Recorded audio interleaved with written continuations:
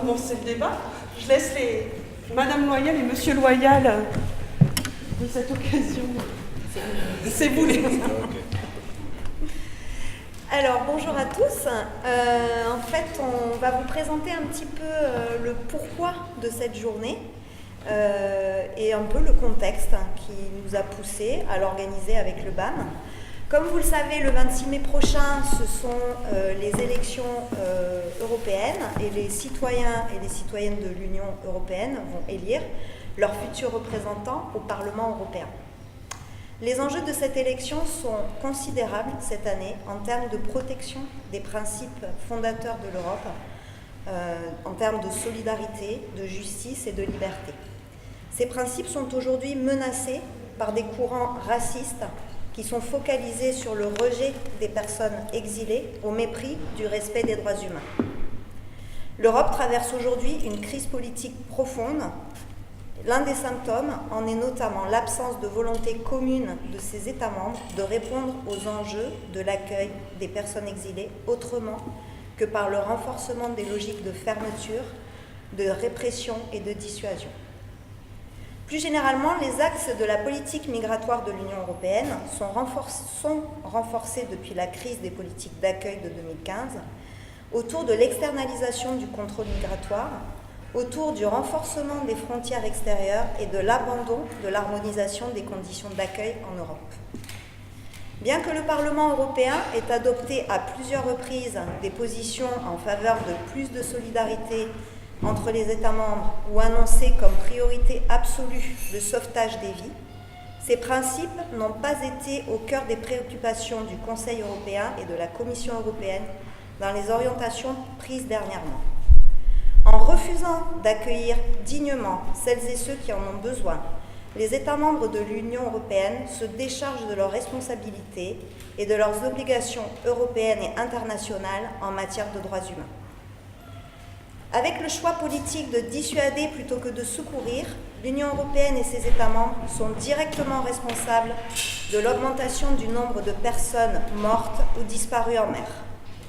Par la signature d'accords de coopération qui leur permettent d'externaliser le contrôle migratoire, l'Union européenne et ses États membres soutiennent les milices libyennes et les dictatures aux portes de l'Europe afin qu'elles verrouillent les routes de l'exil.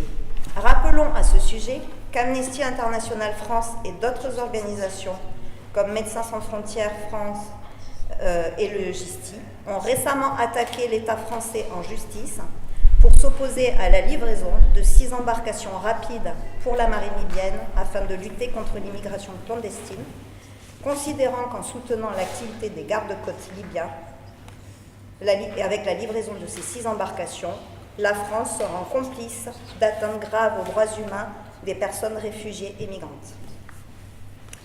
Par ailleurs, l'hostilité à l'égard des organisations de la société civile qui portent secours aux naufragés, voire la criminalisation de ces organisations et l'interdiction pour celles-ci d'accéder aux ports, sans compter l'indifférence devant les naufrages, pèsent lourdement sur la conscience de l'Europe. Avec le règlement de Dublin, qui désigne comme responsable de l'examen d'une demande d'asile, les États membres alimentent un système infernal qui condamne à l'errance une grande partie des personnes en quête de protection. Le BAM et d'autres organisations qui accompagnent quotidiennement les personnes en exil sont les témoins directs des conséquences de ces politiques désastreuses. Nous appelons, à l'aide d'un manifeste qui sera lu à la fin du débat, à dénoncer tout particulièrement le non-respect délibéré par les États européens de leurs obligations européennes et internationales en matière de droits humains. Et nous appelons également à réclamer un changement de cap des politiques migratoires et d'asile pour construire ensemble une Europe vivable pour toutes et pour tous, avec les personnes exilées, pour défendre également une Europe fondée sur la protection des droits humains, sur la dignité humaine, sur la solidarité et sur l'inclusion sans discrimination aucune. Nous allons maintenant demander aux invités politiques à nos côtés de présenter le programme politique défendu par les partis qu'ils représentent aux élections européennes sur ces questions d'accueil des exilés. Et un débat aura lieu à la fin de leur présentation, un temps de questions-réponses avec la salle, suivi de la lecture et de la signature du manifeste que nous vous proposerons de signer. Je vous remercie.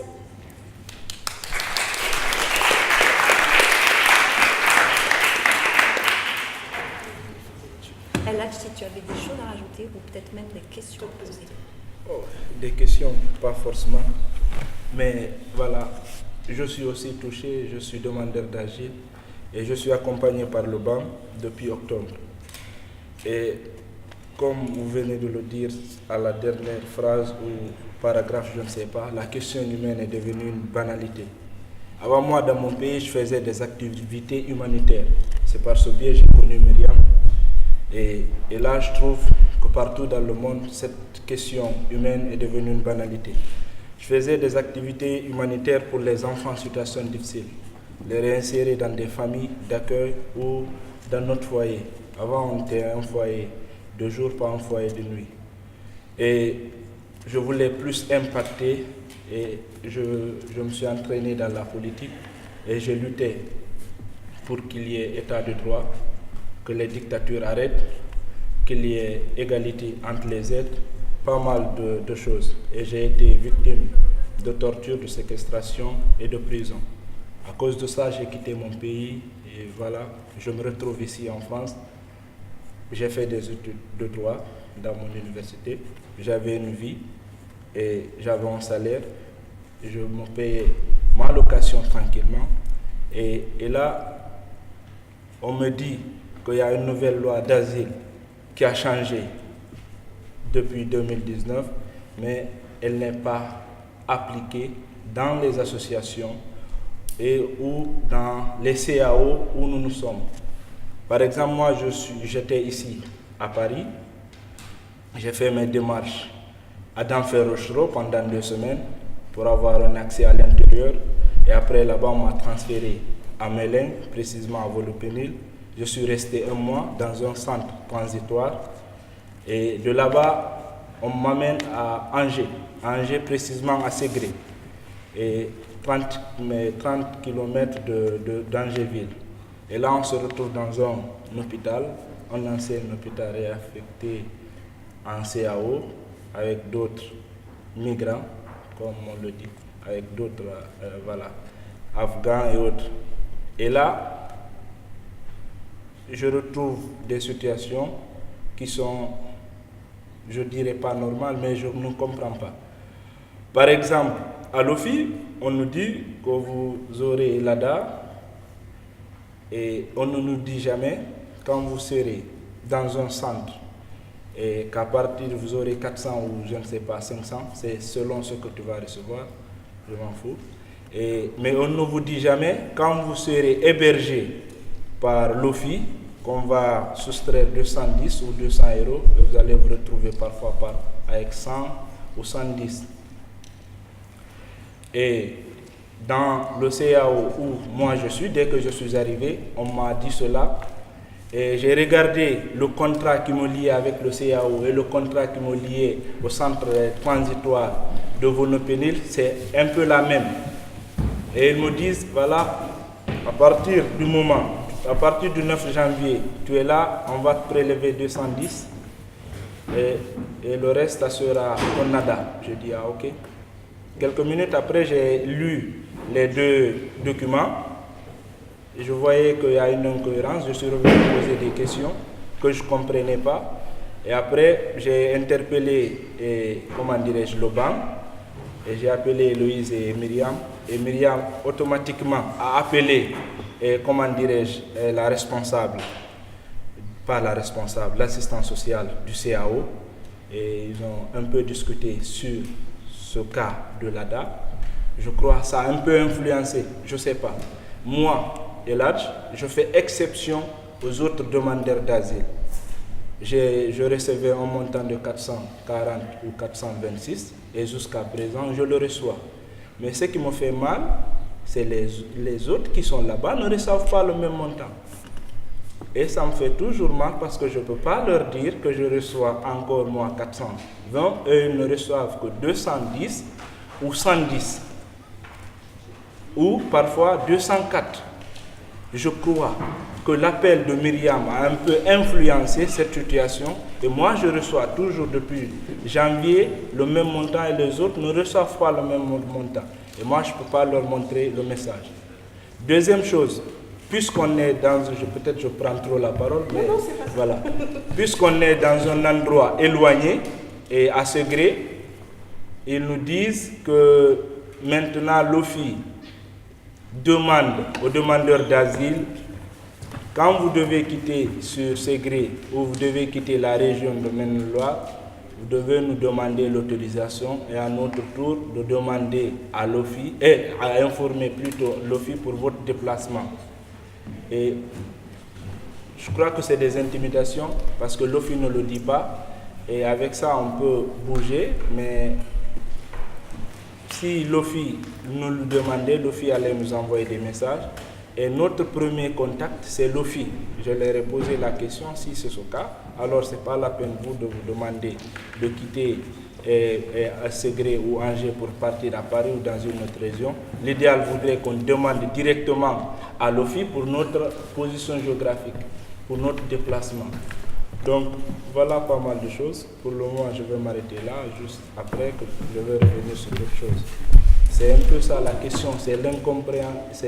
Je ne comprends pas cette équation d'ADA et ça dépend des régions ou comment est-ce que ça se passe en fait, je comprends.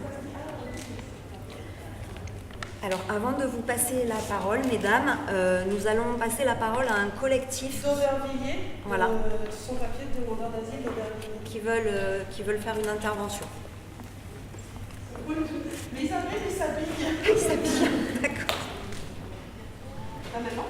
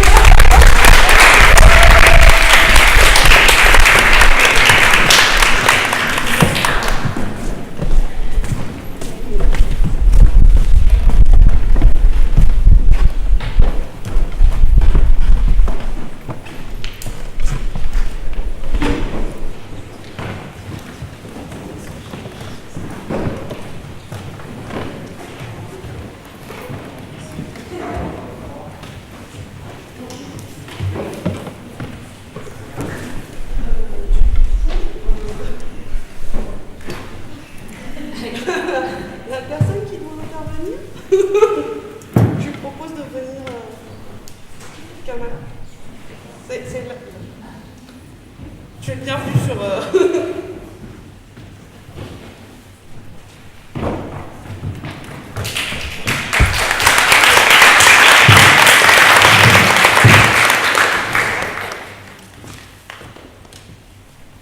je t'en prie, on n'attendait que toi. Merci. C'est le moment de présenter votre combat et où vous en êtes et tout ça. Il peut? Ah bah oui, c'est le moment. Même je dirais... Bien. Je remercie tout le monde, je remercie toutes les associations. Et dans un premier temps, vraiment, ce ne serait pas facile de prendre la parole devant un si grand nombre où il y a plusieurs associations et vous devrez nous excuser s'il y a des imperfections. Dans un premier temps, nous nous présentons en ma qualité de premier responsable du squat du 17 rue Claude Bernard. Et nous nous sommes constitués en collectif qu'on appelle collectif de la Seine. L'adresse, c'est le 17 rue Claude Bernard. Et le nom du collectif, c'est collectif de la Seine. Appelé affectueusement 115. Puisqu'on accueille plusieurs personnes, affectueusement, on nous appelle les 115. Bien. En dehors de cela, si nous sommes là aujourd'hui, parce que nous avons eu l'information à travers les associations vraiment qui nous accompagnent dans plusieurs de nos démarches, et nous avons plusieurs préoccupations. Nos préoccupations premières, d'abord, c'est le logement. Nous habitons dans un squat et nous sommes au nombre de 128 personnes, 128 migrants. La situation n'est pas facile, la situation est vraiment compliquée pour nous. Et nous sommes menacés à tout moment, non seulement par les propriétaires des lieux, propriétaires qui se nomment mairie de Paris, même si c'est une administration, parce que nous faisons un dialogue dessous. Quand ils viennent, ils connaissent nos identités, et quand on demande leur identité, jamais ils disent seulement mairie de Paris. Donc ça, c'est un dialogue dessous. Alors, mais quand même, on accepte puisque c'est nous qui sommes dans les besoins. Alors, ils sont venus plusieurs fois pour faire la connaissance et puis faire l'état des lieux. Et après l'état des lieux, nous sommes surpris de voir qu'ils sont venus avec un huissier pour nous, comment on appelle ça, nous présenter des documents disant que c'est la justice qui a ordonné qu'on doit quitter les lieux, qu'on doit être expulsé le plus rapidement possible. Et nous avons reçu ce courrier le 25 avril et on devrait être expulsé au plus tard le 27. C'est-à-dire qu'on n'avait que 2 jours. C'était pas facile. Donc c'était une course de vitesse. Nous avons bataillé mains et pieds vraiment pour prendre la tâche avec plusieurs associations, pour voir qu'est-ce qu'il faut faire pour suspendre l'expulsion. En tout cas, les associations, on leur tire le chapeau. Jusqu'à preuve du contraire, n'a pas encore été expulsé, mais nous sommes toujours menacés par expulsion parce qu'actuellement, il n'y a plus de date. La date butoir, c'était le 27. La date est passée, on ne sait pas quand il y aura surprise désagréable. Donc, si nous sommes là aujourd'hui, c'est pour nous confier à vous, pour dire que nous insistons bel et bien à Aubervilliers et nous avons assez de problèmes, mais si on pouvait nous aider, les associations nous accompagner auprès de Madame le maire de Aubervilliers, vraiment pour voir si on peut avoir un logement décent pour que chacun de nous soit tranquille. Il y a des demandeurs d'asile et parmi nous, vraiment, il faut reconnaître qu'il y a des femmes enceintes, des enfants, des mineurs. Vraiment, il y a plusieurs catégories de personnes. Alors, ce n'est pas facile, mais vraiment, je vais égrener quelques éléments pour vous dire. Et avec le temps, on va vous donner encore plusieurs informations. Sur ce, je vous remercie.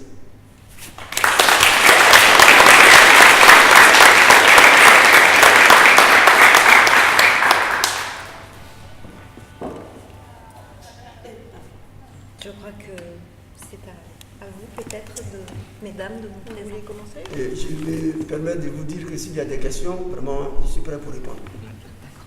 Entendu. Alors, moi, je suis là en tant que lutte ouvrière. Donc, je suis Anne Vanditena. Je suis candidate sur la liste donc aux européennes. Nous, on est une toute petite organisation. Hein. On représente un petit pourcentage de voix aussi. Donc, voilà, on fait comme on peut. Disons qu'au niveau de nos idées et par rapport à ce qui nous attache ici, hein, ce qui nous fait venir ici, c'est que pour nous, les frontières, de toute façon, c'est un anachronisme. On est dans une société qui est mondialisée, donc il n'y a pas de raison qu'il y ait des frontières. Donc on est vraiment pour la libre circulation sans aucune condition de tous les hommes, les hommes et les femmes. Vous m'entendez, ça va? Oui. Donc voilà, on est pour cette libre circulation, on l'a toujours été, etc. On l'est pour des raisons humanitaires, bien évidemment, mais pas seulement. On l'est aussi parce que nous, on est révoltés par la société capitaliste, par cette société qui est basée sur le fric, sur le profit, où toutes les entreprises, tout ce qui doit fonctionner, ça fonctionne pour rapporter à une toute petite minorité qui s'engraisse sur le dos des autres. Et donc, on divise la société entre ceux qui sont des exploiteurs et ceux qui sont des exploités. Et dans la question qui nous intéresse aujourd'hui, celle des migrants, pour nous, les migrants, c'est des travailleurs comme les autres. C'est des travailleurs qui viennent d'ailleurs et qui viennent chercher un monde meilleur et qui ont traversé des choses très difficiles. Qu'ils soient là pour des raisons économiques ou des raisons politiques, quelque part, nous, en tout cas, on s'en moque, c'est pas le problème. On est pour l'accueil sans aucune restriction de tous ces migrants. Et je dirais même que depuis que le système capitaliste existe, il y a toujours eu des migrations dans tous les sens. D'abord parce que c'est un besoin du capitalisme de trouver de la main-d'œuvre pas chère et donc d'aller la chercher dans le pays d'à côté, d'aller le chercher de l'autre côté de la Méditerranée ou de l'autre côté du monde, peu importe. Bon. Donc nous, c'est pas... Enfin voilà, c'est... Et donc, je disais, c'est pas seulement pour des raisons humanitaires, parce que pour nous, les migrants sont des travailleurs, et on reprend ce qu'a dit Marx, travailleurs de tous les pays, unissons-nous. On pense que si on veut un jour changer cette planète pour en faire un monde vivable, il faudra que tous les travailleurs s'unissent, et donc forcément, pour ce qui est de nous ici en France, qu'on s'unisse. Quelle que soit notre religion, quelle que soit notre couleur, quel que soit notre métier, quelles que soient nos spécificités, qu'on soit handicapé ou autre, on a à s'unir et à se combattre ensemble justement ce système et donc ces exploiteurs qui profitent finalement de notre misère. Alors là, avec la crise, bien évidemment que le racisme s'exacerbe. Tous les gouvernements, tous les partis politiques quasiment, à quelques exceptions près, jouent sur cette corde. Tout à l'heure, dans la restitution d'un atelier, il y a un des intervenants qui a parlé de la fameuse phrase « là, on ne peut pas accueillir toute la misère du monde ». Ça, on nous la sert à toutes les sauces. Et ça, c'est la façon presque, entre guillemets, gentille d'être contre les migrants. Alors qu'en réalité, comme ces intervenants-là l'ont dit, c'est du pipeau, il y a largement de quoi nourrir tout le monde, mais on est dans une société, on nous met tous en concurrence, tous les travailleurs sont en concurrence les uns avec les autres. Pour nous, la seule façon de nous défendre, c'est au contraire de nous unir, donc quel que soit notre statut, quelle que soit notre position de travailleurs sans papier ou de travailleurs avec papier, etc. Nous avons fait partie de ceux qui ont salué toutes les grèves des travailleurs sans papier pour réclamer des salaires convenables, d'arrêter le mépris avec lequel ils sont traités. Voilà, donc ça, et puis par rapport à ce qu'ont dit les deux intervenants, je crois que oui, les situations, elles sont toutes plus dramatiques les unes que les autres. Tout le monde se retrouve face à une administration qui, au-delà des textes, des lois, etc., il y a aussi la volonté de tous les gouvernements, en réalité, de se servir de cette question migratoire pour montrer un bouc émissaire. C'est jamais, justement, ces grands patrons, ces grandes fortunes qui sont responsables de quoi que ce soit. Et donc, ceux qui nous volent, entre guillemets, notre pain, c'est considéré, ils prétendent que ce sont des migrants ou d'autres. Bon, nous, c'est pas du tout notre façon de penser, et en tout cas, on soutient toutes les associations qui militent pour soutenir le droit des migrants à venir vivre et travailler ici. Je m'en arrête là.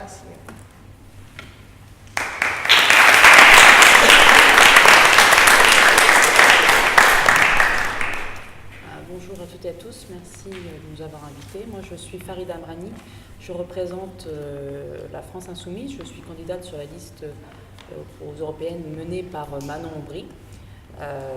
Je suis syndicaliste, je suis fille d'immigrés. Donc, mon père est arrivé dans les années 70 en France, du Maroc. Plus fort, pardon. Donc, bon, je vais lever la voix. D'accord. Donc, je suis fille d'immigrés. Moi, mon père est arrivé dans les années 70 en France, puisqu'il est venu de l'autre côté de la mer Méditerranée et il venait du Maroc. Pour nous, la première chose qu'il faut faire, parce que depuis aujourd'hui, comme le disait tout à l'heure, je ne sais plus le jeune qui était là qui est parti, mais il disait que la mer Méditerranée est devenue un cimetière. En effet. Plus de 38 000 morts à peu près cette année, ce qui est énorme. Donc la première chose à faire, en tout cas pour nous, c'est sauver les vies. Sauver les vies, il faut mettre fin en tout cas aux politiques de militarisation de nos frontières extérieures et permettre le sauvetage. C'est ça qui est le plus important dans un premier temps. Les moyens qui sont donnés à Frontex doivent aller avant tout aux opérations de sauvetage en mer avec la création d'un corps européen civil de secours. Les ONG, parce que aujourd'hui, comme le disait la collègue, les ONG sont pointées du doigt. Les ONG portant secours en mer ne doivent plus être criminalisées et faut abolir le délit de solidarité au niveau européen. Ça, c'est primordial. Ensuite, il faut organiser l'accueil. Je pense que chacun doit prendre ses responsabilités et nous, on doit les prendre dans le traitement des demandes d'asile sur la base du respect des droits fondamentaux. Il faut mettre fin aux accords avec les pays du tiers-monde, et notamment de la Turquie et de la Libye. Comme disait le jeune homme quand je suis arrivée, il disait qu'on leur donnait de l'argent pour nasser les migrants. On leur donne de l'argent, plus qu'il n'en faudrait d'ailleurs. Donc cet argent-là, il pourrait être utilisé autrement. Donc soit de l'autre côté, c'est-à-dire dans le pays où la personne, dans le pays de départ en tout cas, plutôt que les donner à la Turquie et à la Libye. Il faut mettre fin à la politique d'enfermement systématique des victimes de la migration. Cette politique, c'est une politique d'extrême droite qui amène en fait fermement les enfants pendant des mois en France. On enferme les enfants pendant des mois en France. Et vous savez, il y avait des images des États-Unis où Trump enlevait les enfants des parents. Donc ça a fait scandale en France. Vraiment, tout le monde était scandalisé. Par contre, en Europe, on fait pratiquement la même chose. On enlève les enfants des parents pratiquement et on les... Voilà, il n'y a pas de différence en fait. On peut être scandalisé quand c'est un autre pays, mais quand ça se passe chez nous, on l'est un peu moins. Harmonisation des systèmes d'asile par de nouvelles bases de coordination en écartant le règlement de Dublin, comme vous l'avez dit tout à l'heure. Ce règlement crée des tensions entre les pays européens et mine l'acquis de l'espace Schengen. Son application crée des situations absurdes où l'on renvoie les migrants vers les pays où ils souhaitent ne pas être. S'ils veulent venir en France parce qu'ils ont de la famille en France, s'ils veulent aller dans un autre pays parce qu'ils parlent la langue de l'anglais ou du français, et pour nous, il faut les autoriser à demander asile dans les pays où ils souhaitent aller. Voilà, donc pour nous, on sait que de toute façon, et on sera confronté de toute façon à d'autres types, comme on dit, de personnes qui vont venir, qui vont migrer. Et notamment, ça va être les migrants climatiques. Peut-être que nous, demain, nous ou nos enfants, on va être des migrants climatiques. C'est-à-dire que peut-être qu'on va devoir quitter la France pour rester en vie, tout simplement. Voilà. Je ne suis pas une spécialiste de la question, comme vous avez pu le voir. Donc voilà, en tout cas, s'il y a des questions, je vais y répondre. Merci.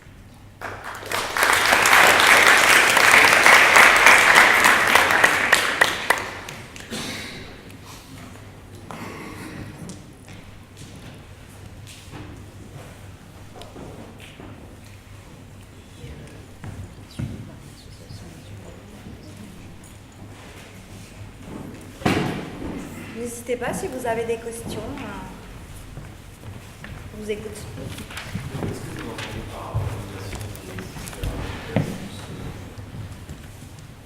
Je vais parler de l'harmonisation des systèmes d'asile dans différents pays. C'est-à-dire qu'aujourd'hui, quand on arrive dans un pays, on n'a pas du tout le même formulaire à remplir. Quand on est demandeur d'asile dans je sais pas, en France ou ailleurs, c'est pas la même chose. Et nous, ce qu'on souhaite, c'est harmoniser, que ça soit, qu'on ne fasse pas, comme le disait le jeune homme tout à l'heure, l'inégalité. En tout cas, nous, on ne veut pas d'inégalité de traitement. Et on le voit bien dans ce qu'il a évoqué, c'est lui, je crois, qui a évoqué, quand il disait que parce que lui, il a une intervention de l'extérieur, il a pu faire valoir ses droits et garder ses 400 et quelques euros, contrairement aux autres qui, eux, n'ont personne, qui ne connaissent pas leurs droits et qu'il n'y a rien d'écrit en fait. Il n'y a rien d'écrit concrètement en disant voilà, vous avez le droit à ça, vous pouvez faire ça, etc. Lui, il a eu la chance d'être en tout cas aidé par une association. Tout le monde ne l'a pas, cette chance-là.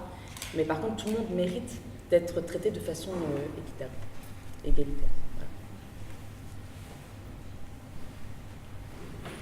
Excusez-moi, en parlant de l'égalité, que pensez-vous de la distinction entre migrants politiques et migrants économiques? Ah bah pour moi, il n'y a pas de différence. En tout cas, pour nous, il n'y a pas de différence de traitement. C'est-à-dire qu'un migrant politique, il a le droit de faire sa demande d'asile, et un migrant économique, il a le droit de venir en France pour travailler, etc.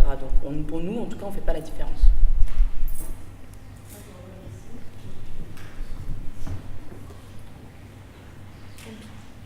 Je vous demande par rapport à votre rôle politique de tout le monde sont venus sur le travail. Ça, c'est pour la première fois. Parce que chacun venu par rapport à son cas. Je suis un commandant de France. Je suis un victime en France d'abord. Premièrement, je suis une personne qui m'a saché par la guerre de mon pays. Je ne suis pas venu ici pour chercher du travail ou pour chercher n'importe quoi. Je suis venu ici seulement pour avoir de protection. Mais malheureusement, quand je suis là, je suis toujours dans la mer. Je suis toujours dans la mer. Et je ne sais pas c'est quoi la France pour moi. Il y a pas de mot. Vous nous dites que nous sommes venus dans le pays où on parle français, le langue, ou soit non, c'est pas vrai. Nous, on est venus, on est allé dans le pays qui nous donne la protection, pas dans le pays qui nous laisse s'ouvrir, pas dans le pays qui nous laisse dans la mer encore. Ça, je peux facilement interpréter. Au fait, il dit que, voilà, c'est pas forcément, on n'est pas venu ici forcément pour le travail. Il dit que chaque migrant a une particularité, parce que lui, il a été victime des persécutions et de tout. C'est pourquoi il a quitté son pays. Et il se retrouve dans une situation aussi désolante, pire que ce qu'il pensait, au fait.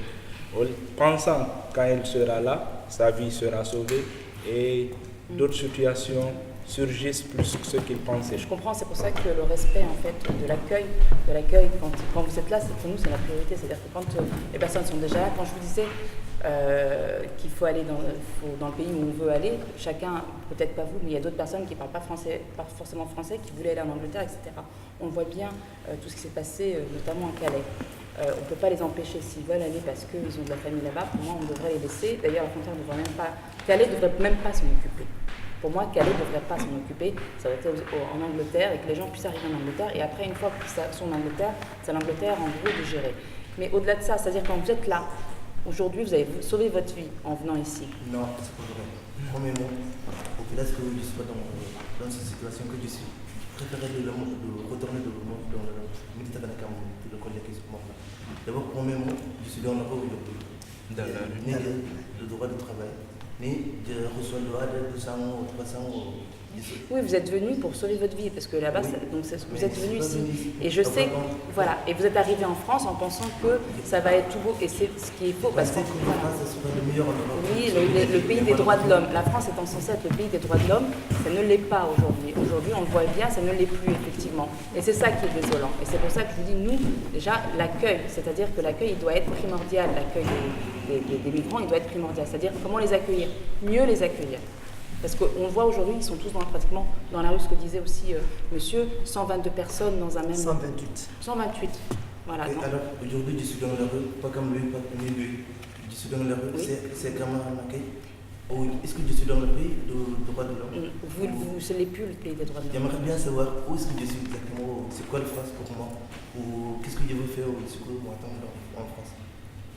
Je me mets à votre place, c'est pas facile, sauf que voilà, aujourd'hui on a un gouvernement qui est complètement sourd à ces attentes-là, et qui, lui, tout ce qu'il veut, c'est en fait mettre en concurrence, comme disait la dame, en concurrence les salariés, même pas ça. C'est-à-dire qu'il va vous utiliser pour la peur, pour que le Rassemblement national, ça soit en duel avec le Rassemblement national. Donc du coup, c'est pas simple, c'est plus ça, et c'est pour ça qu'on doit en tout cas créer vraiment des vrais centres d'hébergement, Personne ne doit et personne ne peut vivre dans la rue. C'est pas possible, quel qu'il soit, même les sans-abri aujourd'hui, personne ne doit être dans la rue. Donc moi, il y avait une personne dans Marche qui disait que bientôt il n'y aura plus aucun SDF dans la rue. Et bien moi j'attends ce jour-là, il n'y arrivera pas. Et il n'arrivera pas parce que c'est pas une volonté politique. Tout à l'heure on parlait de volonté politique.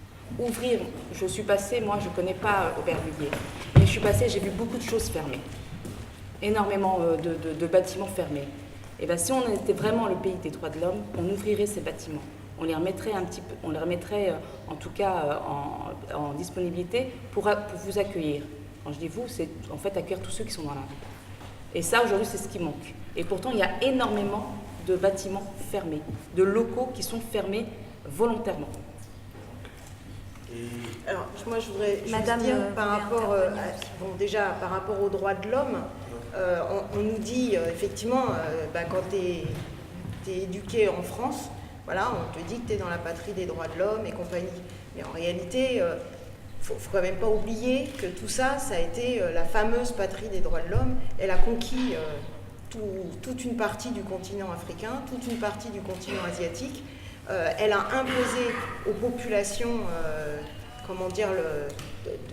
une exploitation vraiment sauvage. Elle a pillé les richesses de ces pays, etc. Donc pour moi, ça n'a pas de sens. Voilà, tout ça, c'est un royaume d'hypocrisie. C'est pas du tout. Donc effectivement, vous en tant que demandeur d'asile sur une situation de violence, etc., ils vous traitent comme ils traitent d'ailleurs des tas d'autres, que ce soit pour des raisons économiques ou que ce soit même les Français, c'est-à-dire au sens travailleurs nés ici. De toute façon, ils traitent l'ensemble de la population de la même façon. À partir du moment où on est pauvre, on est écrasé. Bon, et plus on est pauvre, et plus on est dans une situation difficile, parce qu'effectivement, ne pas avoir de papier en plus, ou avoir un droit d'asile, mais avoir 400 € et avoir toutes les portes qui se ferment, enfin, ou 200 €, enfin, quelle que soit la somme, mais en tout cas avoir toutes les portes qui se ferment, oui, on est réduit à la rue, on est réduit ça, ils sont en train de le faire vivre à des tas de gens. Les pays, et c'est vrai que plus on s'enfonce dans la crise, plus cette espèce de grande bourgeoisie, elle va s'enrichir au détriment du reste de la population, et plus il y aura de pauvres, de gens qui auront encore plus de mal à résoudre des problèmes élémentaires, des problèmes pour manger, pour se nourrir, pour se vêtir, et pour se loger. Bon, ici, c'est indécent qu'il y ait un problème de logement. Il nous manque 1 million de logements. On est capable de les construire très rapidement. Regardez le cinéma qu'ils nous ont fait avec Notre-Dame. Donc on aurait les moyens de construire le nombre de logements qu'il faut, que ce soit pour les SDF, là encore, entre guillemets, français, ou migrants ou d'origine je ne sais quoi, etc. C'est pas le problème, ça. Le problème, c'est qu'ils en ont rien à faire, mais rien. Et pas plus ce gouvernement que les précédents, parce qu'en réalité, on vit une situation où chaque gouvernement, l'un après l'autre, utilise les immigrés comme bouc émissaire. Il y a quelque chose qui ne va pas, c'est de leur faute. Bon, ça, c'est une façon, encore une fois, de détourner les yeux de toute la population vers une fraction de la population laborieuse. Alors moi, ce que je voulais dire tout à l'heure en disant les migrants sont des travailleurs, c'est pas est-ce qu'ils sont venus pour chercher du travail ou pas, c'est pas la question. C'est qu'une fois qu'on est ici, il faut bien vivre et quelque part, on est un peu obligé de travailler. Et même quand on peut pas parce qu'on est handicapé ou parce que quelle qu'en soit la raison, pour moi, pour nous, pour la lutte ouvrière, on considère qu'on fait partie du monde du travail, le chômeur fait partie du monde du travail, le retraité fait partie du monde du travail, le migrant, le demandeur d'asile ou le demandeur de ce qu'on veut, ils font partie du monde du travail. Pour nous, c'est au sens large, quoi. C'est pas au sens strict, est-ce que vous avez un emploi, est-ce que vous êtes... Mais ça devrait être pour tous un emploi, tous, sans exception. Parce qu'on ne peut pas non plus demander à des gens de vivre avec rien, c'est pas possible. Or, on le demande à des tas de gens ici qui sont au chômage, longue durée, etc. On le demande, on l'impose plutôt, on l'impose d'ailleurs aux précédents aussi, on l'impose bien évidemment aux migrants. Et enfin, tout ça, c'est une société qui marche sur la tête, c'est hallucinant.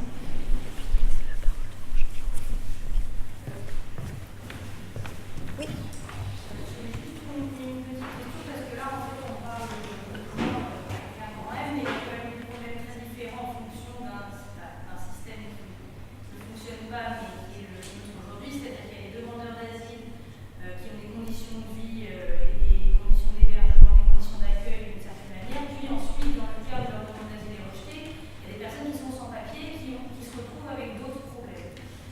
Si j'ai bien compris le programme de lutte ouvrière, ça n'aurait plus lieu d'être, puisque de toute façon, le concept de frontière étant plus valide, ou en tout cas obsolète, on arriverait et on serait accueilli, quelle que soit la raison, l'origine, voilà. Mais par contre, dans le programme de la France Insoumise, est-ce que vous pensez toujours qu'il y aurait un système d'études des demandes d'asile? Est-ce qu'on pourrait rejeter ces demandes d'asile? Est-ce que le statut de sans-papier serait toujours existant?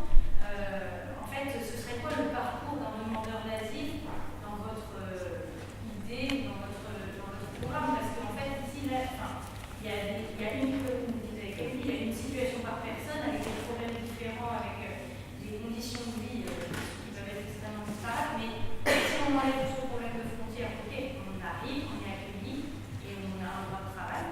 Si on pense toujours qu'il y a les demandeurs d'asile, c'est quoi la conséquence d'un refus? Est-ce qu'il y aurait toujours un des refus possibles? Quand on est demandeur d'asile, c'est qu'il se passe quelque chose dans le pays où vous êtes, etc. Pour nous, en tout cas, on ne peut pas mettre en danger la vie d'autrui. Donc si la personne est en danger, elle a le droit de faire sa demande d'asile. Et sa demande d'asile, en tout cas dans le programme de la France Insoumise, elle doit être faite sur le lieu déjà où il est, dans un premier temps, peut-être dans les ambassades, etc., pour éviter justement les morts en Méditerranée. Et donc ça serait étudié, bien entendu, mais avec des critères. Et en fait, moi je ne peux pas vous dire que les critères, parce que nous on se bat pour que les critères soient identiques partout en Europe. Donc c'est une négociation qu'il va falloir avoir et qu'on est en train de négocier, en tout cas on est en train d'avoir avec nos partenaires qui sont maintenant le peuple, nos partenaires qui sont du Portugal, de l'Espagne, un peu partout, de la Norvège, etc. Donc on n'est pas tout seul là-dessus, on travaille justement pour que l'humain, parce que si on parle d'humain, tout simplement, et l'humain, il ne doit pas être sanctionné, puisqu'aujourd'hui on ne sanctionne pas les marchandises ni l'argent, donc l'humain ne doit pas être sanctionné. Mais par contre, effectivement, sa demande doit être faite dans un premier temps dans le pays où il est, pour éviter justement les morts. Mais il y aurait toujours potentiellement des personnes sans papier. Une fois qu'elles sont sur le territoire français, pour nous en tout cas, elles devraient être régularisées, surtout quand elles travaillent, elles devraient toutes être régularisées. Voilà. Une intervention d'Héloïse? Oui, alors, je me présente parce que je ne parle pas nulle part, je m'appelle Héloïse et je suis la présidente du BAM, Bureau d'accueil et d'accompagnement des migrants. Et donc, c'est un peu surprenant ce concept que vous développez de demande d'asile dans le pays d'origine, parce que vous arrivez dans le cadre d'une association qui lutte, mais très fort, contre ce principe de pouvoir d'imposer la demande d'asile dans le pays d'origine. Pourquoi on lutte contre ça? Parce que ça se fait déjà en fait. Ça s'appelle les audiences foraines de l'OFPRA. Ça a lieu au Nigeria, dans des conditions dégueulasses, parce que finalement les gens n'ont pas accès à la demande d'asile. Ça se fait dans des conditions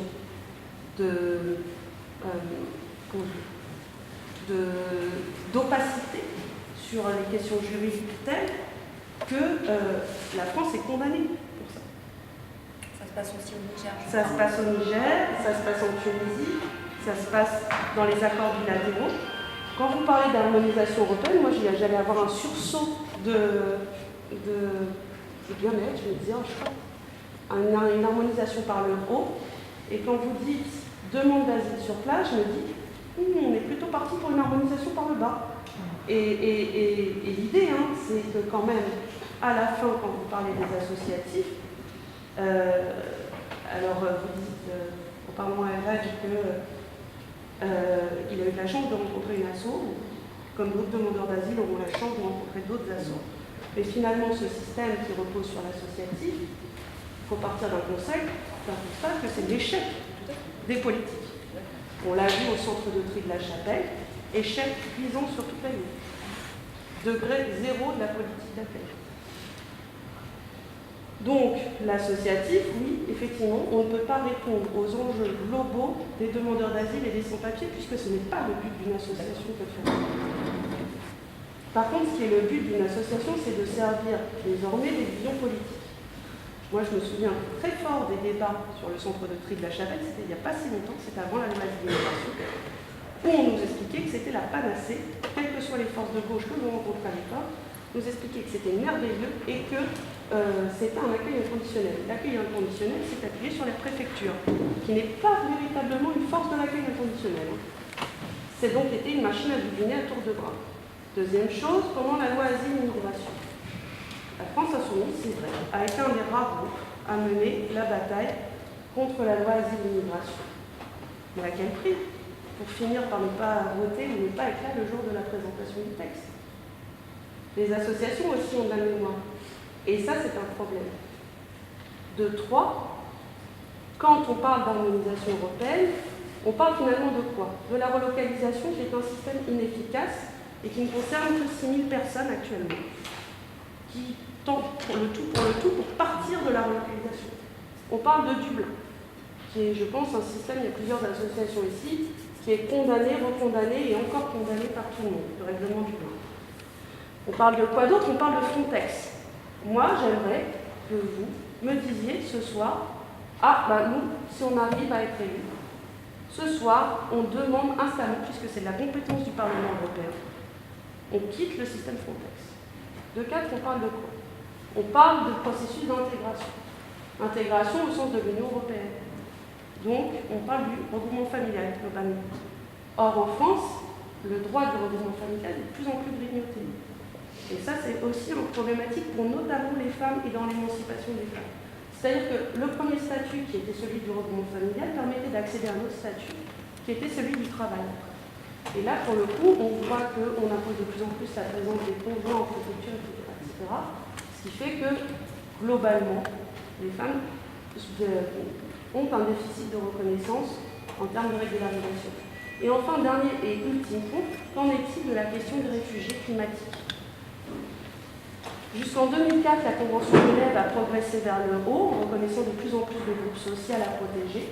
Depuis 2004, elle ne cesse de régresser, notamment par l'application des politiques communautaires qui viennent la manger sur le territoire européen.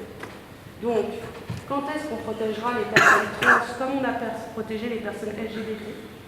Quand est-ce qu'on protégera les réfugiés climatiques de demain en disant, en ne se abritant pas sur le fait que les États seraient potentiellement déresponsabilisés? Et troisième point, quand est-ce qu'on pensera enfin le droit de la demande d'asile à l'aune de la question des minorités? Moi, en gros, si demain, ce soir, on ne dit pas, on quitte Frontex, on quitte Dublin, et on dit non à tout ça, en fait, moi, ça n'a pas de valeur, et on demande la régularisation de tous les sans-papiers actuellement sur notre sol, parce que c'est ça l'intérêt aussi.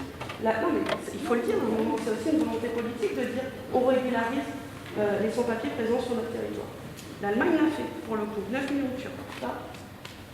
Ça a été fait, en un an. Nous, quand est-ce qu'on régularise les 300 000 sans-papiers qu'il y a sur notre sol?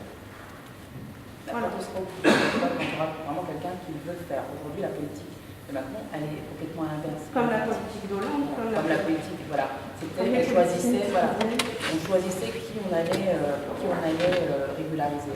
Effectivement, nous, on est pour la régularisation des gens qui sont présents sur le territoire, ce que je disais tout à l'heure, sur le territoire et qui travaillent sur le territoire français. C'est là où on choque. Ouais. C'est-à-dire que, par exemple, on est dit des femmes qui ne travaillent pas, est-ce qu'elles n'ont pas le droit à la régularisation? Moi, je n'ai pas compris ce truc du travail, en fait.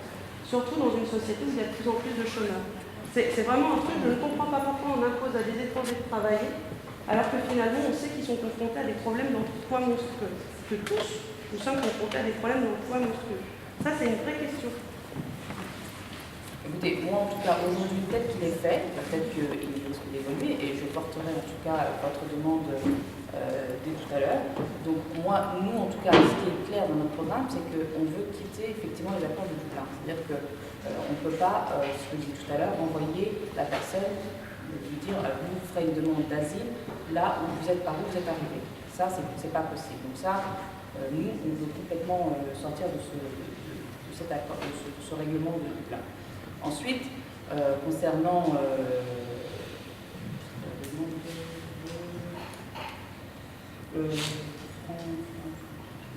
Frontex, pour nous, Frontex est très mal utilisé. C'est-à-dire que l'argent qui est inséré dans Frontex, pour nous, comment expliquer, Frontex, c'est quelque chose oui, qu'on devrait peut-être faire disparaître, peut-être. Mais bon, là, je ne pourrais pas vous répondre parce que je ne maîtrise pas du tout ce sujet-là, en fait. Donc, je ne vais pas vous mentir, je ne maîtrise pas, donc je vais prendre vos questions et je vous enverrai par mail les réponses apportées à ces questions-là très rapidement. Je vais essayer d'être très court. Nous, on n'a pas un programme au sens strict, hein, parce que, je veux dire, je peux vous faire une liste, hein, mais ça ne sert à rien. C'est comme si je vous apportais un cadeau de Noël et puis Noël est passé, quoi, hein, donc c'est fini. Donc tout ça, c'est vraiment un problème de lutte. Hein. C'est vraiment un problème de est-ce que... Et nous, notre intérêt, encore une fois, c'est que... comment dire, d'une certaine façon, il y a même des États qui aimeraient bien avoir des étrangers. Au contraire, c'est une main-d'œuvre douée, travailleuse, qui a toutes les qualités, là, et puis pas chère. Donc tout ça, ça rentre très très bien dans la corde des patrons, et quelque part, la grande majorité des patrons n'en ont un peu rien à faire de l'origine géographique de ces travailleurs. Donc le problème, c'est qu'ils font tous de la surenchère par rapport, tous les gouvernements, pardon, font de la surenchère par rapport au sentiment de la population. Et là, il faut qu'on apprenne à se battre ensemble. Et il n'y a pas le choix. Il n'y a pas le choix. Et à un moment, il faut sortir d'une société d'exploitation. Tout le reste, c'est du baratin. On peut construire Frontex. Au départ, c'était... alors, je ne sais même pas si, je ne me rappelle plus, si au départ, c'était pour sauver les vies. Mais de toute façon, quel que soit le truc qu'ils ont défini au départ, maintenant, on met les barbelés partout. On en remet en Europe. Moi, je suis désolée, entre la France et l'Italie, il y en a de nouveau. Il y a de nouveau une frontière. C'est pas, elle n'est pas... alors l'Espagne, j'avais plus en tête l'Italie, mais vous y connaissez mieux que moi, il n'y a pas de souci. Donc on est en train de remettre des barbelés partout. Donc l'heure, elle n'est pas... on peut se promettre ici que la voix du député machin, ça va être de porter un monde... mais c'est du pipeau, hein, faut quand même se dire ça. Là, tous les gouvernements, les uns après les autres, ils vont dans le sens de remettre des frontières. Alors il faut qu'on soit effectivement une voix au moins pour dire que c'est de la connerie, que ça ne sert à rien, que c'est au contraire que ça va aggraver la misère, la pauvreté, la situation sociale de tous ici, et donc de tous, tout le monde compris, aussi bien les migrants que ceux qui ne sont pas migrants. Voilà, je m'arrête là pour pas... Une question ?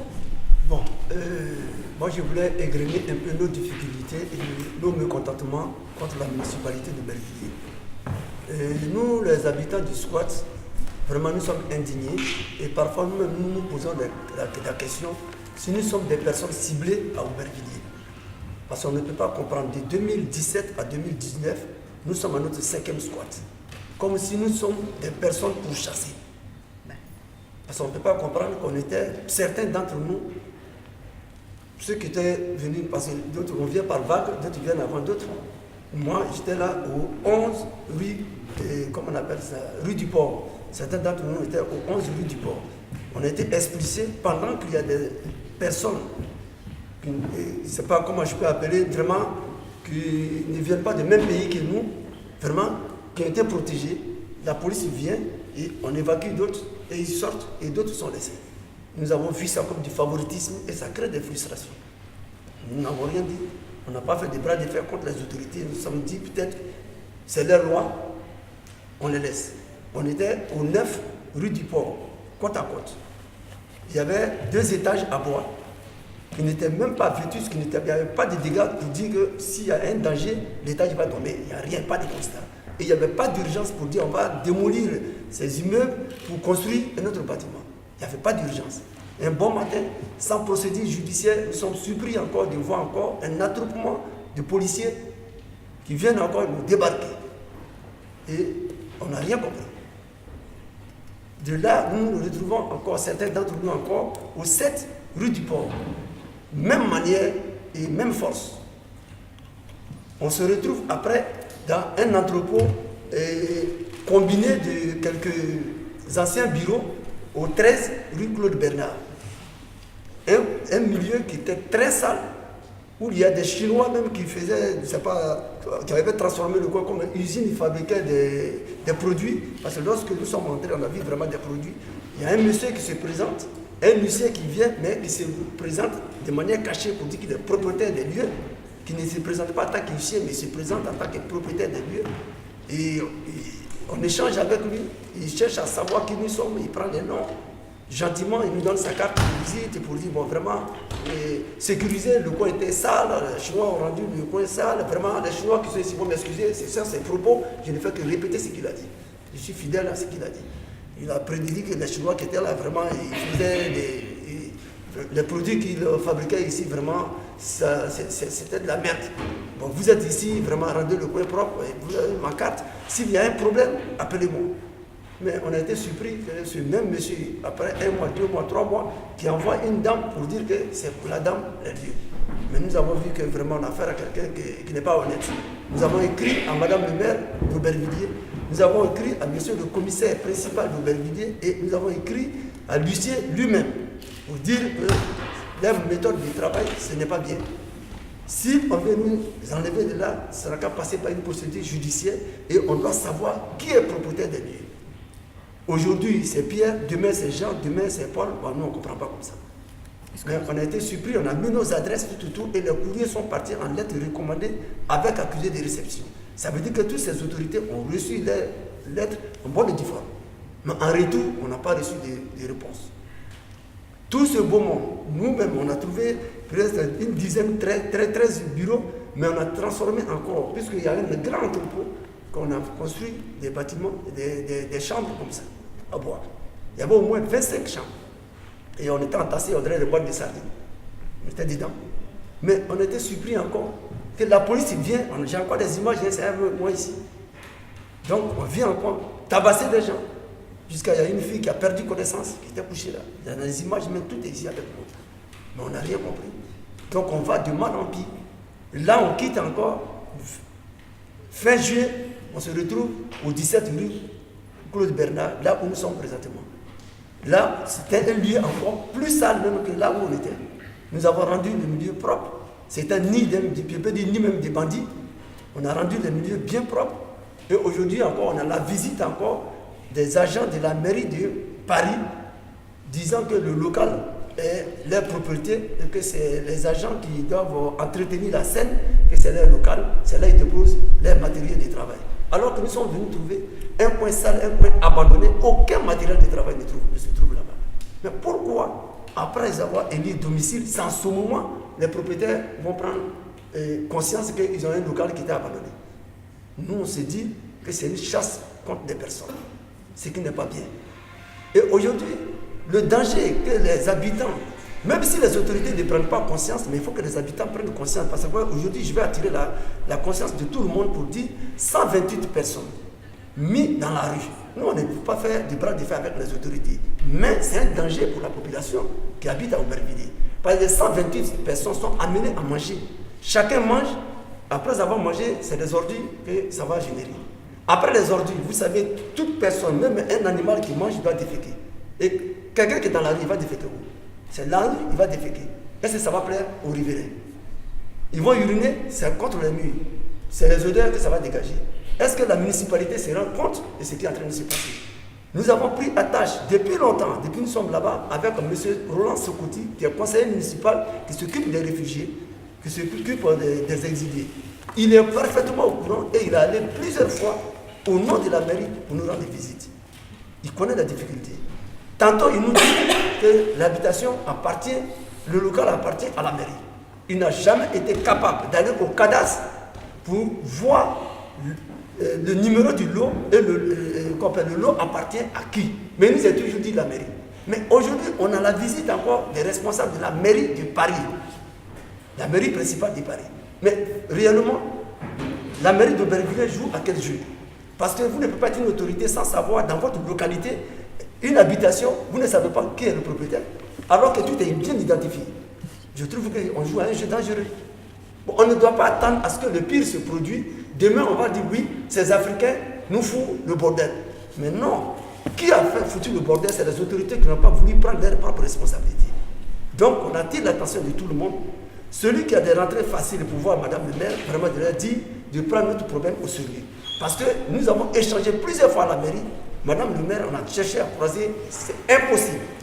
Toujours le même Roland Sokoti qui nous dit qu'ils sont en déphasage avec la préfecture, avec le préfet. Mais moi, je ne peux pas comprendre. J'ai été agent de mairie pendant 10 ans au service technique. Mais je ne peux pas comprendre qu'une municipalité, Madame le maire est la première magistrate d'une commune. Et puis elle est en déphasage avec le préfet de Bobigny qui couvre le 93. C'est inadmissible. S'il y a un dialogue de soins entre les deux, qu'elle s'adresse immédiatement au ministère de l'Intérieur qui peut trancher cette situation, je leur ai dit en face. Ça, ce n'est pas le rôle du président, c'est le rôle du ministère de l'Intérieur qui peut définir ce rôle pour dire, voilà comment, même si le préfet décide, pour dire qu'il y a un arrêté du tribunal qui dit qu'on doit expulser ces personnes. Mais si c'est un danger pour la population d'Aubervilliers, mais elle peut s'opposer. En tant que maire, pour dire non, dans ma localité, je ne peux pas accepter ce genre de trucs de concert. La préfecture et la mairie, on doit s'asseoir d'abord pour analyser qu'est-ce qu'on doit faire. Donc, ça ne doit pas tomber sur sa tête et le préfet décide, automatiquement la police vient. Mais quand la police vient, ce n'est pas la police nationale seulement, mais la police nationale est toujours appuyée par la police municipale. C'est que quelque part, la mairie a une complicité là-dedans. Qu'on nous dit avec le courage.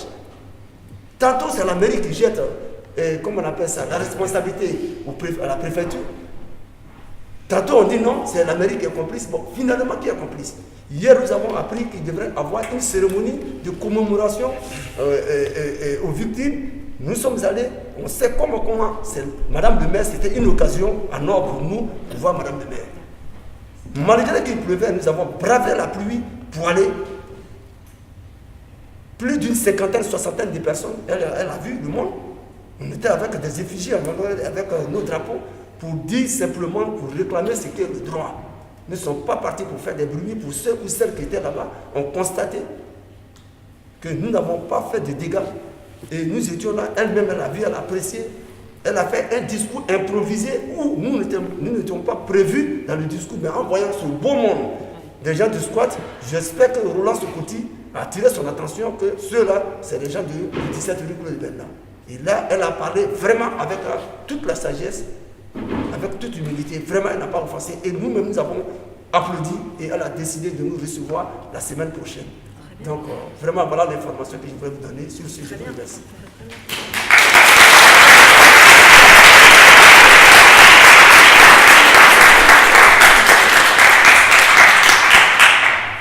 Voilà, moi je vais rebondir juste sur cette situation. Au contraire, vous dites que c'est une chance, moi je dis que ce n'est pas une chance de fait que je perçois 400 € et les autres ils perçoivent 200 ou 110. Moi je me dis dans la tête, l'humanitaire, ça vient au plus profond de soi-même. C'est des associations humanitaires qui nous gèrent et il faudrait qu'il y ait l'égalité entre les êtres, en fait. Et la France, quand moi j'ai traversé l'Espagne, je pouvais partir un peu partout. Je pouvais partir en Allemagne, en Belgique, mais je me suis fié de la devise française. Liberté, égalité, fraternité.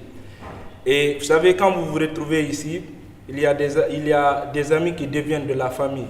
Et la famille, c'est les amis. Et déjà, lui, je me retrouve dans sa peau, je me retrouve dans la même situation. Bien vrai qu'on n'est pas dans la même situation, par exemple Kempi et moi et lui, mais nous nous retrouvons dans la même situation. Nous ne sommes pas en compétition, nous sommes dans la même situation et pour la même cause.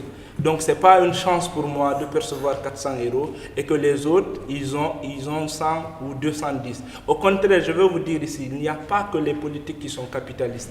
Il y a des associations qui sont ici capitalistes en France.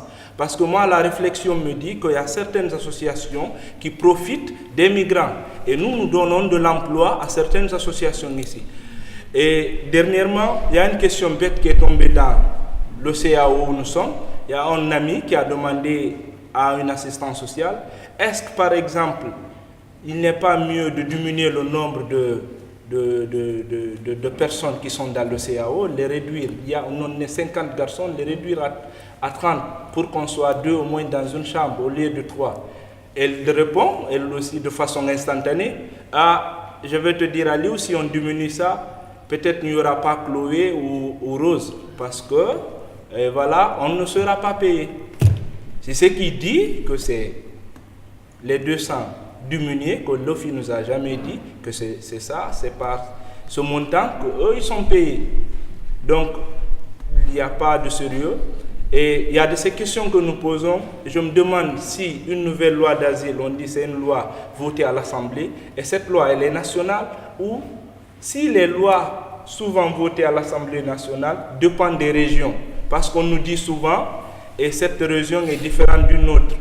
Par exemple, la région de Maine-et-Loire est différente d'une autre région. Par exemple, à Nantes, cette nouvelle loi d'asile autorise aux demandeurs d'asile qui est resté sur le sol français pendant 6 mois de travailler. À Nantes, c'est respecté, ça se fait. Mais à Angers, par exemple, ce n'est pas possible. Si le préfet n'est pas de bonne foi ou de bonne humeur, il peut le refuser. Si le président du travail de Ségré ou de quelque zone que ce soit, il n'est pas consentant de la chose, on ne peut pas profiter de cette loi. Et pourtant, cette loi, elle est pour les demandeurs d'asile. Et comme le dit monsieur, nous avions avant une vie, nous avons quitté nos pays parce que les politiques nous ont poussés, parce que nos vies étaient en danger. Et nous ne sommes pas, nous, en compétition.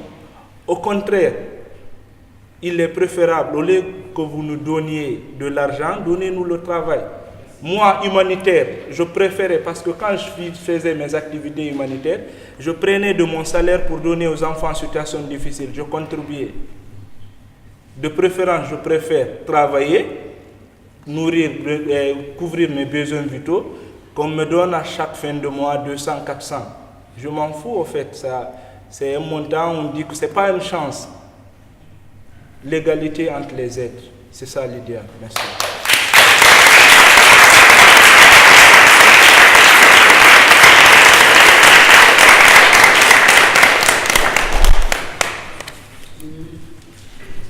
Une dernière question et puis ensuite on va passer à la fin de notre débat. Allez-y, monsieur.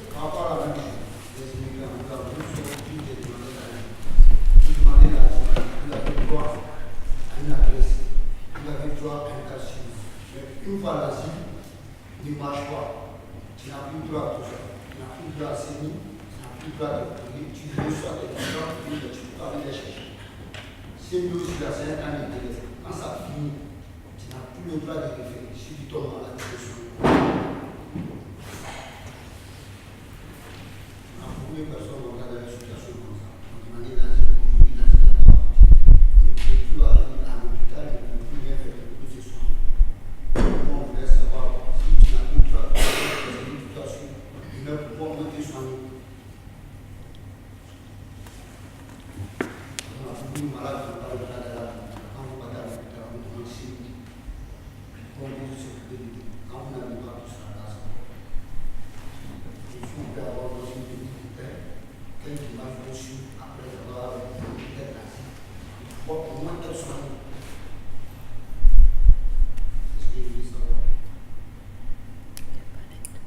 De penser en fait à la l'aide médicalisée.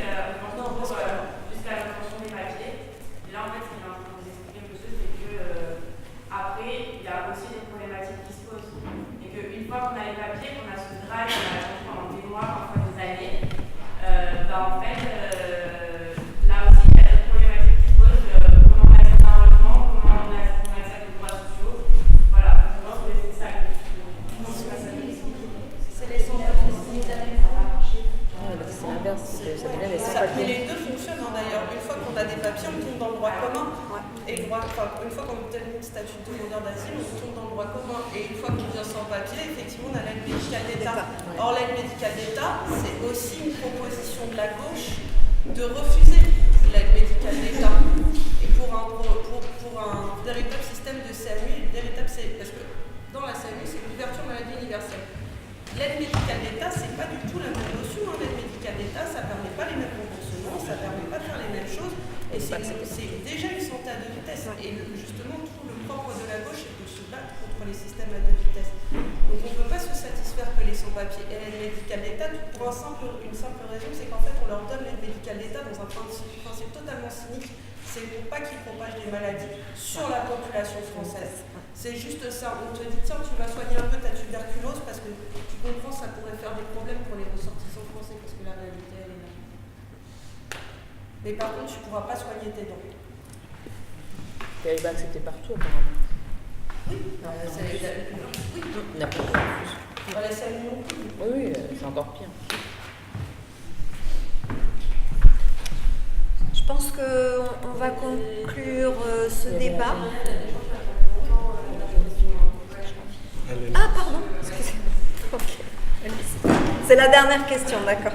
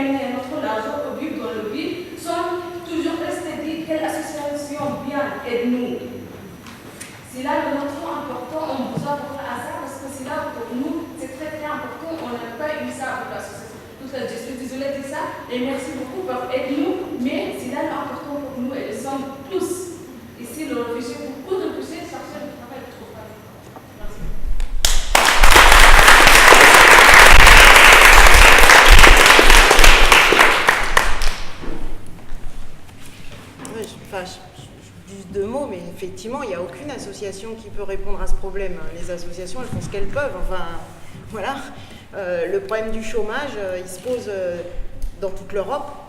Il est plus ou moins maquillé, plus ou moins avec des contrats bidons pour les gens, etc. Et ça permet de faire baisser le chiffre. Mais en réalité, c'est dans le monde entier qu'il y a du chômage, dans le monde entier qu'on rejette les gens.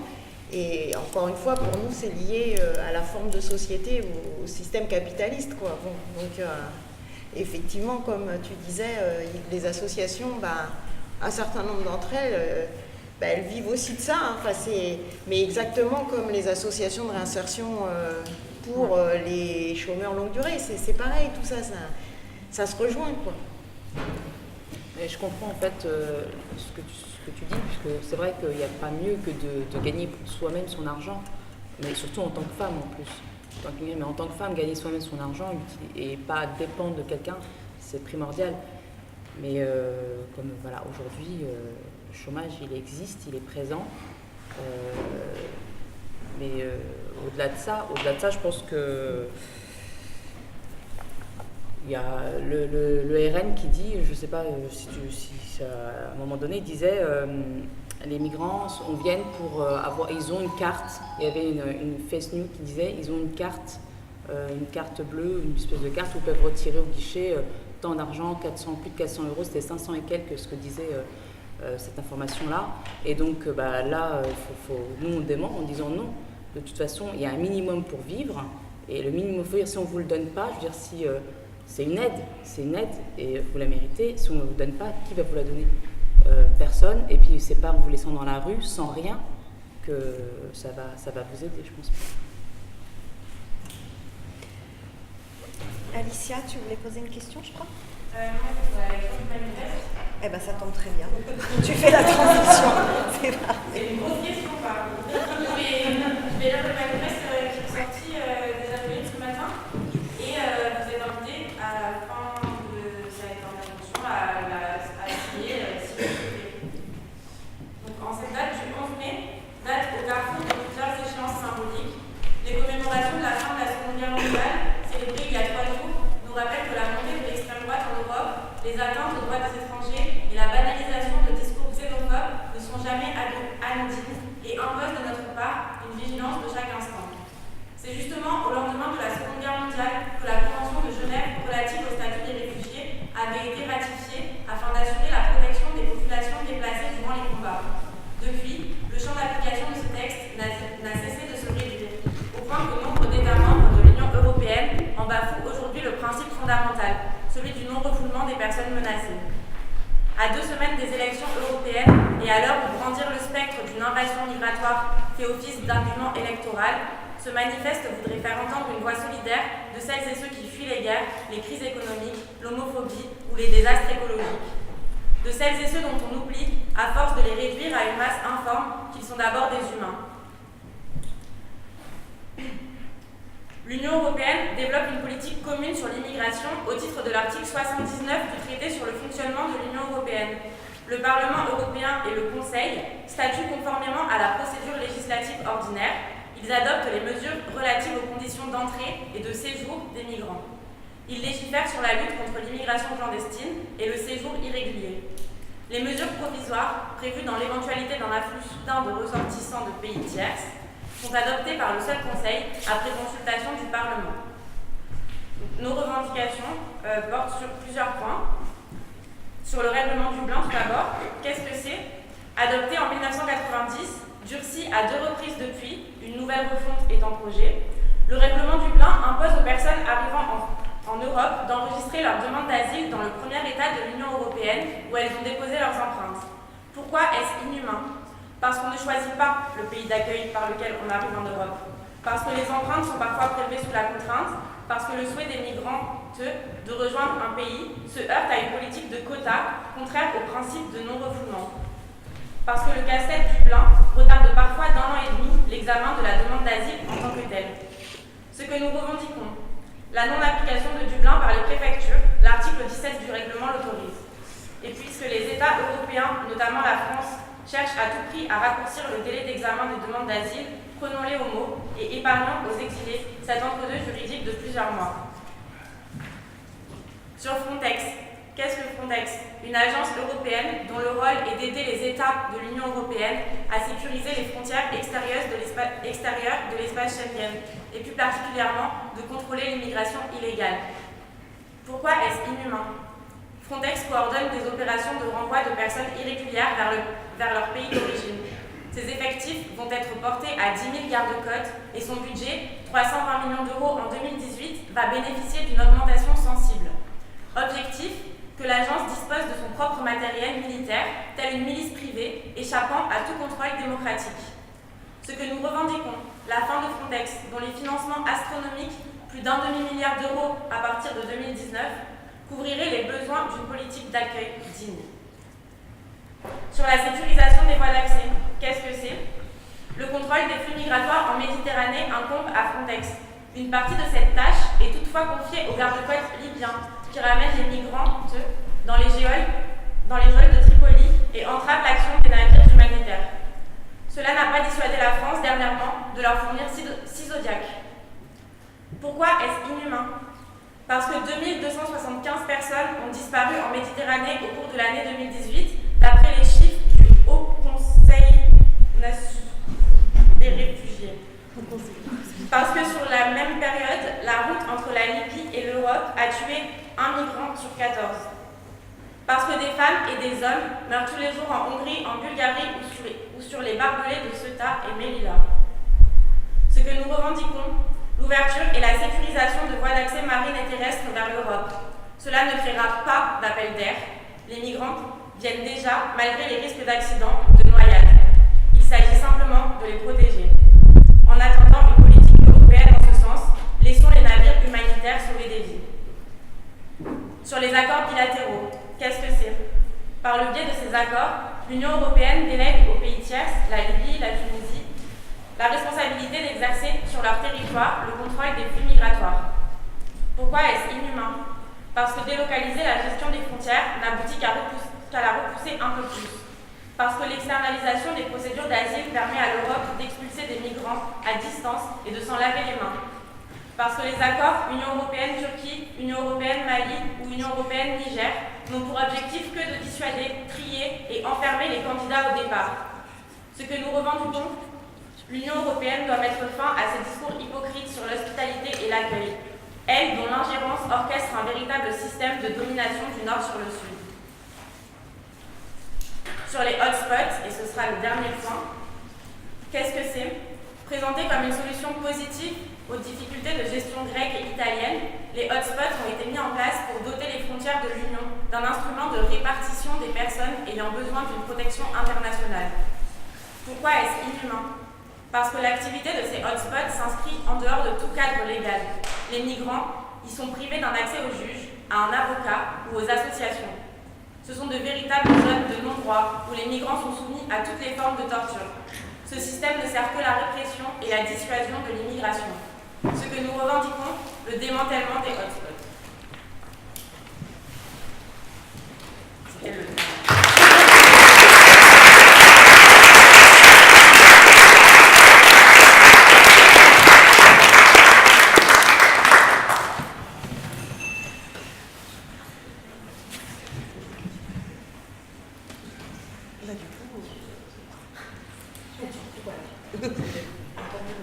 Oui.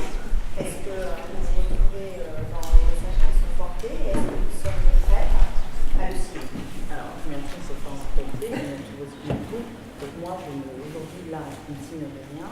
Par contre, si on peut me l'envoyer par mail, pour qu'on puisse... Mais là, désolée, je ne me retrouve pas dans la totalité. Vous ne retrouvez pas dans la totalité du manuscrit?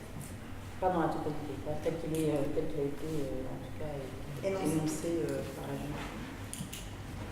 Même si on est sur un grosse majorité. Donc, soit vous pouvez nous l'envoyer par mail, en tout cas m'envoyer par mail, et puis on fera remonter. C'est tout ce que je peux vous dire. Sur quel point vous ne retrouvez pas? On a un programme, je ne vais pas. Voilà, il y a un plan qui est établi, donc on fera remonter, la décision sera prise en commission de coordination de la campagne. Je ne pourrais pas prendre, en tout cas aujourd'hui, en mon nom, cette responsabilité. Je ne vous dis pas. Voilà. En tout cas, en mon nom, aujourd'hui, je ne la prendrai pas. Voilà. J'interviens pour Anne, d'une certaine façon, pour lutte ouvrière. Bon, moi, je suis d'accord pour la plupart des choses qui ont été dites, mais je préférerais aussi qu'on l'envoie par mail, qu'on regarde ça et qu'on nous donne la réponse après. Globalement, on est assez d'accord.